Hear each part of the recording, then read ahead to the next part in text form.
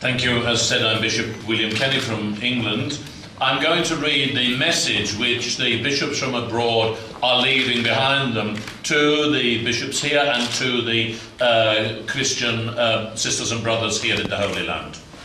The title is The Courage to Achieve Peace in the Holy Land, Communiqué of the Coordination of Episcopal Conferences in Support of the Church in the Holy Land, January the 14th, 2010 in Jerusalem. At our 10th meeting in the Holy Land, Patriarch Fouad Twal reflected on the pilgrimage of Pope Benedict XVI in May 2009. In union with our Holy Father, we call for justice and peace for all of the peoples of this land. We make his departing appeal our own. No friend of Israelis and Palestinians can fail to be saddened by the continuing tension between your two peoples.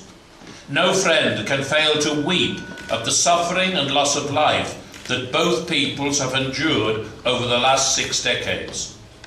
Allow me to make this appeal to all the people of these lands.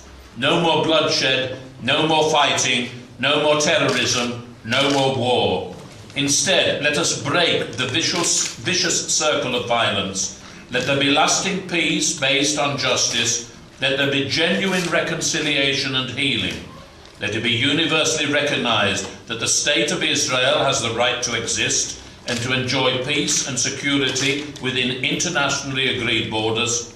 Let it be likewise acknowledged that the Palestinian people have a right to a sovereign, independent homeland, to live with dignity and to travel freely. Let the two-state solution become a reality, not remain a dream.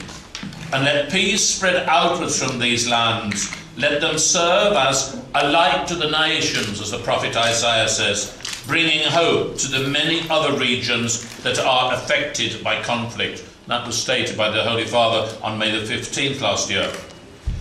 8 months later, a two-state solution does not seem any closer. Many express a desire for peace, but what is needed is a commitment to justice that secures peace. The solutions are well known to leaders, but what is needed is political will and courage. Jerusalem, a city holy to Jews, Christians and Muslims, offers a special place where different peoples and different religions could come together in dialogue and respect. Sadly, it is the volatile core of the conflict. There is growing distance between Israelis and Palestinians, a lack of human contact that undermines trust and dialogue. Violence, insecurity, home demolitions, permit and visa problems, the route of the wall, expropriation of lands, and other policies threaten both a two-state solution and the Christian presence. Furthermore, we encourage the full implementation of the fundamental agreement and the facilitation of visas for pastoral workers to enable the Church to fulfill its mission. The deteriorating situation is not good for Israelis, Palestinians, the region and the world. Through our efforts, we hope to focus the eyes of Catholics around the world on what happens here.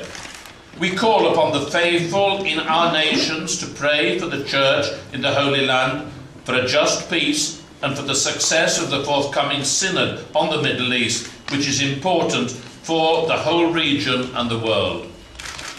We encourage our people to learn from the situation and to come on pilgrimage to witness the vibrant faith of the living stones of the local church, the fifth gospel. We urge them to support public officials who take courageous initiatives for a just resolution of the conflict, a two-state solution with security and recognition for Israel, and a viable and independent state for Palestinians. For us, this is not merely about politics. It is an issue of basic human rights. In the current situation, it is difficult to sustain hope, but as Christians, we were all born with Jesus Christ in Bethlehem. We all died and rise to new life in Jerusalem. Despite the wounds of this land, love and hope are alive. Peace with justice is within reach.